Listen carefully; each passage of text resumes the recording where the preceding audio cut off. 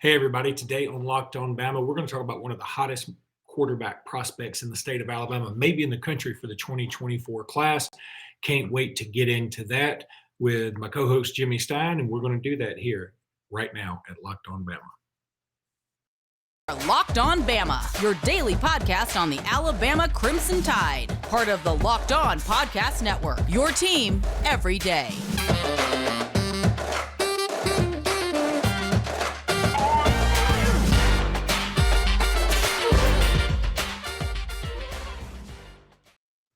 Hey again, everybody, and welcome back into Locked On Bama. Luke Robinson, that's me. Jimmy Stein, that's him. Jimmy, how are you today? I am doing awesome. Woke up just thinking it would be just any other random Thursday with little Alabama news and was greeted first from a text from my partner in crime at On3, Joseph Hastings, who covers recruiting for Alabama's On3 site. And Joseph knew I was a fan of this particular kid. And before the story broke, he's like, hey, I'm about to break this and giving you a heads up. Alabama offered your guy. I didn't even have to ask him who. I knew who he meant just when he said Alabama's offered your guy. So yeah, it's been a fun morning. Yeah, that's awesome. Go ahead and tell everybody about who this is and tell us about him. Yeah, well, Josh Flowers, he's part of the 2024 class. So this is a kid who, as we speak, is in the 10th grade. He will be an 11th grader this fall, playing his junior season. He's the quarterback at Baker High School. Baker hasn't had a ton of success over the years. I would imagine people in other parts of the state or people who aren't, who are listening to the show who aren't from Alabama might be like hearing about Baker for the first time. Baker's actually the largest high school in the whole state of Alabama. They're excellent in many sports. They have an outstanding basketball program right now. They've been a state champion in baseball multiple times. The girls softball team might be the best in the state year after year. But football success has eluded them despite having well over 2,000 students. Well, that all changed once Josh became the starting quarterback a little less than halfway last year. He beat out a senior who had been the starter for a couple of years who was getting some college looks. And Josh, as a 10th grader, beat him out. So I knew he was special before I even saw him play, because I'm like, a 10th grader beat out Landon at Baker, because Landon was a good player. So I knew he was special before I ever saw him play. Then, of course, I saw him play in a game against Fairhope last season and knew right from there that he was going to be a national elite prospect, or I really felt like that. And sure enough, before the season was over, I believe before the season was over, he was offered by the Florida Gators. And that was under the old staff, by the way, the Dan Mullen staff. So this has been a special kid from the jump. 6'3", 210, great athlete. As a matter of fact, athletic enough probably to play another position, but no one would ever dream of doing that, watching him play quarterback. He's a quarterback 100,000,000%. But I'm just saying he's athletic enough to play other spots. That's how athletic he is. He's not just athletic for a quarterback. He's a great basketball player on Baker's basketball team, which I believe made it to the state semifinals, made it to the Final Four in Birmingham. And he's like the second or third best player on a great 7A team. A leader, great grades. I think he's got a 3.6 GPA. Just a good kid. And what impresses me most, Luke, of course, we can do the whole show on him because I like the kid that much. Not only is he a passer, not only is he a great athlete, not only does he have great grades, like I said, Baker wasn't very good. They've never been very good. Then Josh becomes a quarterback and they start winning every week. They start beating traditional 7A powers. They become a playoff team. Solely, it felt like on Josh's shoulders, and that's remarkable, period. But when you're talking about 7A, it's even better because you're obviously playing the best teams in Alabama. So Josh is a winner, great intangibles, huge arm strength, just flicks his wrist and the ball just takes off. Great with his feet. I'm not even sure, Luke, what a great comparison for him would be. Because he's so unique in the sense that he's super athletic like Bryce, but this is a plus-sized kid. He's going to be really big. I hate saying the name because we should never say this name on Locked On Bama, but there's a lot of Cam Newton in Josh Flowers. That's how special he is in terms of his size and athleticism. Wow, that is interesting company. I would. It's unique company. Yeah, We'll come up with that. He is the Voldemort of Locked On Bama, but we will leave that. When we come back, Jimmy, I want you to talk about how this may affect some of the quarterback recruiting for this year, and I want to talk about Arch Manning, who's lined up another visit to come to Alabama, and Christopher Vizzina, who is just got back from a visit with Auburn. And where does this affect all them, the offer to Josh Flowers? So we'll talk about that after I tell everybody about Built Bar. Look, go to built.com, check out Built Bar. You will love these things. Promo code LOCKED15, you'll get 15% off that order. Low calorie, high protein. You need to replace your candy bar snacks with these. They're better. A typical candy bar can be anywhere from 200 to 300 calories. Well, these are only like 100 to 130 calories with a lot less sugar, a lot less carbs, 17 grams of protein. Have you tried the Puffs? Those are awesome. They're covered in chocolate, just like all Built Bars are. Puffs are a fan favorite with some incredible flavors. They've got cinnamon churro, coconut marshmallow, banana cream pie. They're also good. Go check them out at built.com. Use promo code LOCKED15. Built.com, promo code LOCKED15 for 15% off that order. You will not regret it. Built.com. Use promo code LOCKED15 for 15% off that order. All right, so Jimmy, Arch Manning has lined up another visit with Alabama. Again, we've talked about Nico Iamaleava, who is committed to Tennessee. And so one quarterback is off the board, and it sure seems like he was the one that the Athletic article was mentioning when it comes to that $8 million contract NIL deal. So he's off the board. And there's Arch Manning out there, obviously. And I think that there's not a program. The Patriots would love to sign Arch Manning right now. But there's also Christopher Vizzina, who I absolutely love. I know you love him too, out of Briarwood. He's fantastic. I just found out the other day in my hometown of Alexander City, the high school is Benjamin Russell High School, which has a pretty rich tradition. And now we've moved into a region with Briarwood. So we actually play Briarwood this year. And I look forward. Now, of course, I went to Indian Springs High School, which is right up the road from Briarwood. Now, the Briarwood when I went to high school is not the same Briarwood now. We were both like 2A, 3A level back then. Briarwood's kind of a bigger deal now. But anyway, I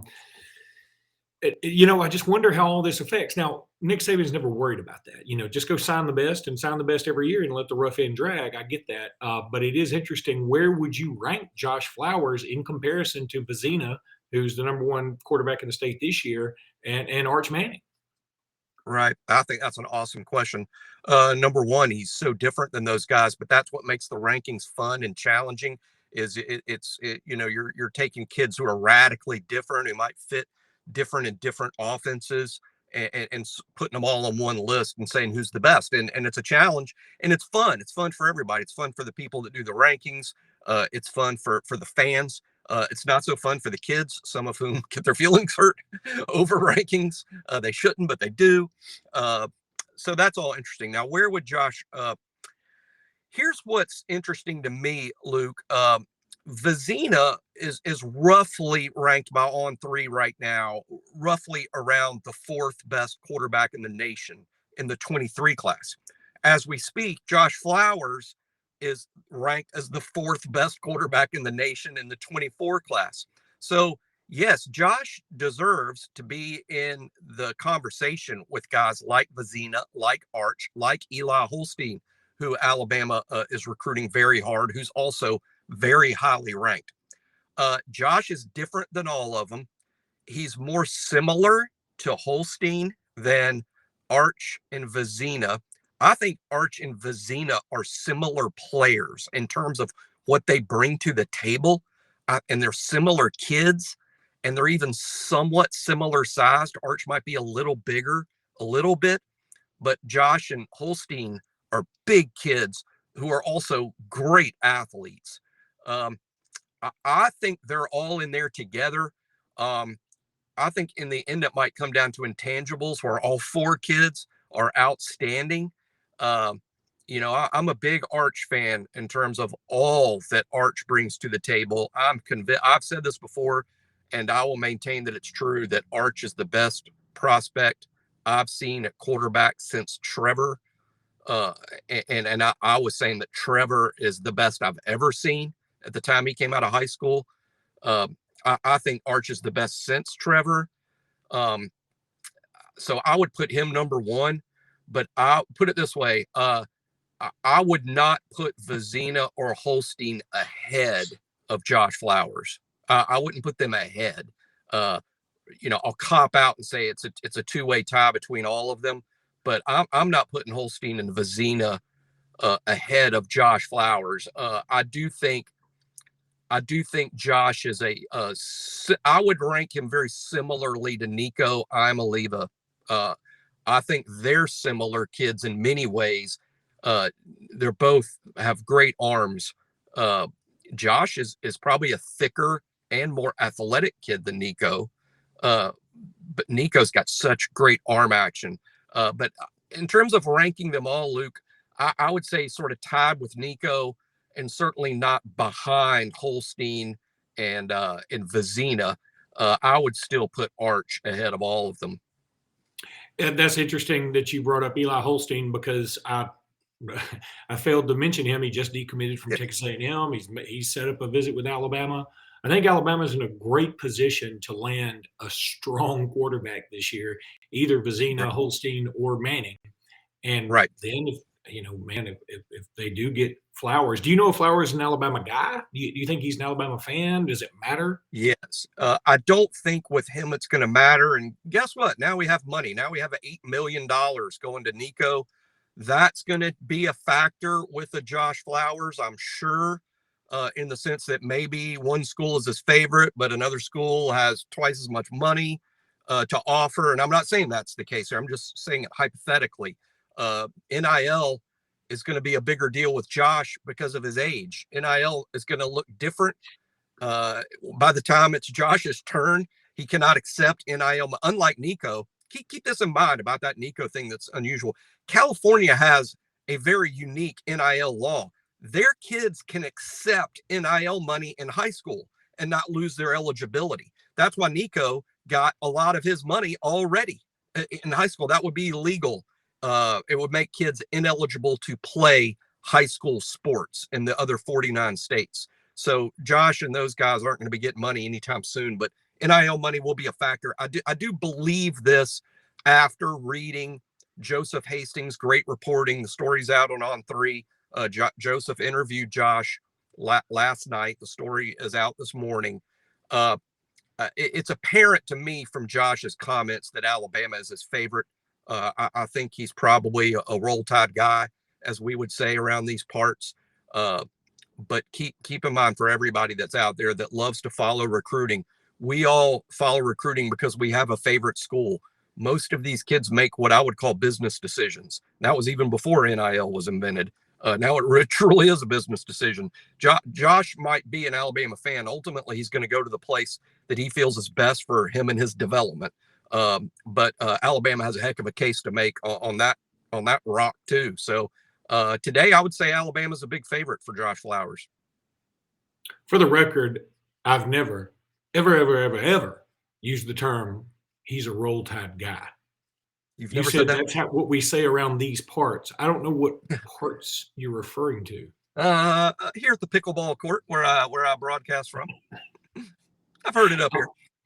I think this, by the way, one of our loyal listeners has gone on a nice rant about how awesome pickleball is with us via text. And it's been interesting because I go to Lifetime in Vestavia sometimes and love to play basketball. And I'm not any good anymore, but I love to play. I'm the only 50-year-old out there stinking it up. But anyway, everybody plays pickleball out there now on the same courts. I mean, it's crazy how this thing is taken off. But Jimmy, I need to tell everybody about a new sponsor right now, and that's Athletic Greens. I started taking this, because I don't like vitamins. I wanted a supplement that tastes good.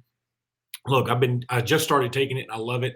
It doesn't taste like it's super healthy, but it is super healthy. I know you've seen the advertisements for Athletic Greens. You want to know what it is?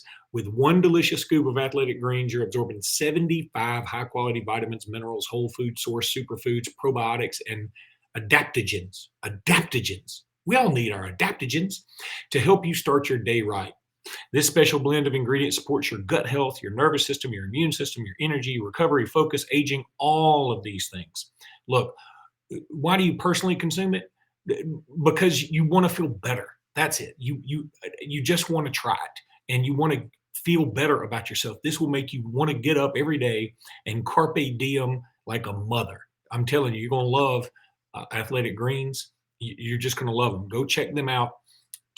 Athletic Greens is going to make this easy, okay? I'm going to give you a free 1-year supply of immune supporting vitamin D and 5 free travel packs with your first purchase. All you have to do is visit Athletic Greens /college. Again, that's athleticgreens.com/college. Athleticgreens.com /college to take ownership over your health and pick up the ultimate daily nutritional insurance. I'm telling you, you're going to love this stuff. It tastes fantastic. It doesn't seem like it would, but man, it does. It's great. Now I'll tell you about betonline.net. You know, the NCAA tournament's in full force.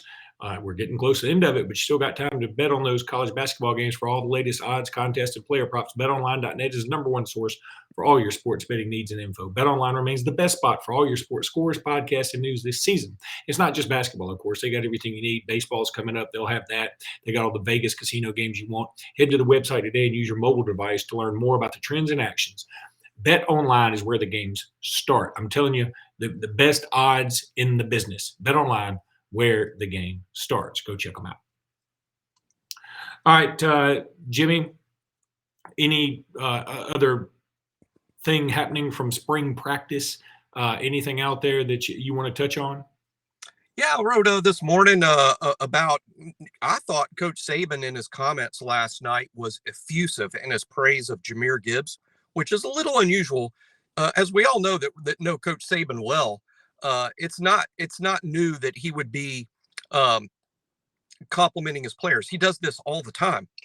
That's not unusual. People might think he's not that way, but we know that pay attention to Nick every day that he is. He's quick to compliment his guys, but he's not often effusive, and by that I mean he was he was glowing. He has joined me and Luke as original members of the Jahmyr Gibbs fan club. I mean, we're getting jackets made.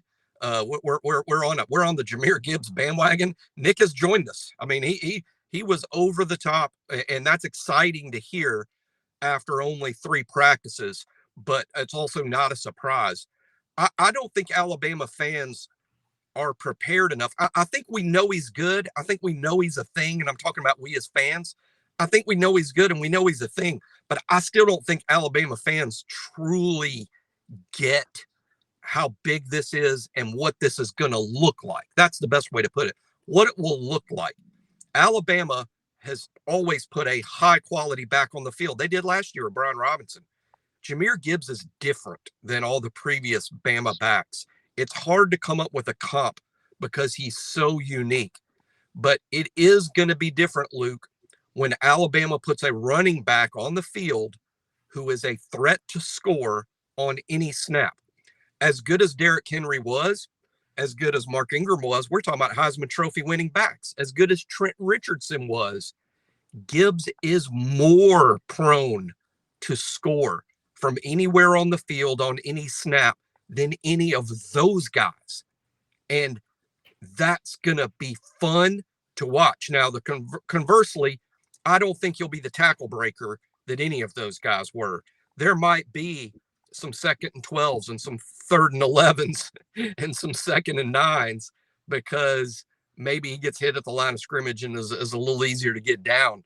That's the price you're going to pay for having the big play threat out there all the time. But I think in the wash, it's all going to work out statistically. He could be phenomenal. The only interesting thing to me, Luke, and we get to talk about it all summer, is how the running back snaps will break down. Is Jahmyr going to be getting the work that B-Rob got a year ago? I wouldn't rule that out. I know he's smaller, but I wouldn't rule that out because he's so special. Jace is good. Roydell is good. Trey is good. Miller's going to be good. Emmanuel's going to be good. I'm not sure any of them are Gibbs. Hey, I've been excited about one of the Gibbs since the Bee Gees came around. So I thought about that joke when you said Gibbs to begin with, and then I just sort of hung on. I barely even paid attention to the rest of the stuff you said because I was like wanted to use that. I hope people liked it. I have no idea. I'm just in the live studio audience. But Jimmy, I do. I'm I'm a big fan. I said he's going to be the biggest impact player we have this year. I truly, truly, truly believe that. And it does. Your talk on Gibbs and his comparisons to some of the other backs reminded me of something. Literally, I woke up at 1 o'clock this morning. I sort of had a dream. I'm dreaming about Locked On Bama now, as I hope our listeners are. I'm sure they do. I had a dream, and I really was dreaming that we did like a bracket of best players of the Saban era, and I think I'm going to seed the best players of the Saban era, and we're gonna do a bracket, and we're gonna finally come down to who is the best player of the Saban era. It's going to be fun, like to do. Oh, yeah. I mean, I'm going to seed them 1 through 16. I might not do a play-in game. But you know what? I'm going to do a damn playing game. 68 guys. I'm going to come up with 68 Saban dudes, and I'm going to seed them. And then you and I are going to go through this. And that may take up a whole week of podcast, but that'll be fun as hell. It will be fun, and I think our listeners would love it. It's a great idea. Obviously, we need to do it post-spring during that dead time where I think Locked On Bama separates us from the other podcasts. Let's be honest here. I mean, I think that's where we're really good. The dead time. The off season, the true dead time, which is May, June, and July, we still make it entertaining, or we try, and people seem to like it. So that's a great off season idea, and I can't wait to do it because I mean I think I know what direction I would go, but I won't know till I get there. One of the things I really like about my work at On Three, Luke, is I come up with ideas about writing a story or writing a piece. And sometimes I end up where I didn't know I would end up. And this is a good example of that, where like, hey, I'll be honest, before we start this, I'm going to go, well, I think I'm going to have even Will Anderson as the best player of the whole Saban era. But I can't swear to that. I want to get into it and find out if that's true. I might surprise myself. All right, buddy. That's going to do it for this episode. We will talk to you guys next week. I'll be in Vegas all next week, so I need to teach you how to do this in case I'm not around. But we'll figure that part out later. Thanks for listening to us, guys. Please, please, please hit that subscribe button, and we'll talk to you soon. Roll Tide. Roll Tide.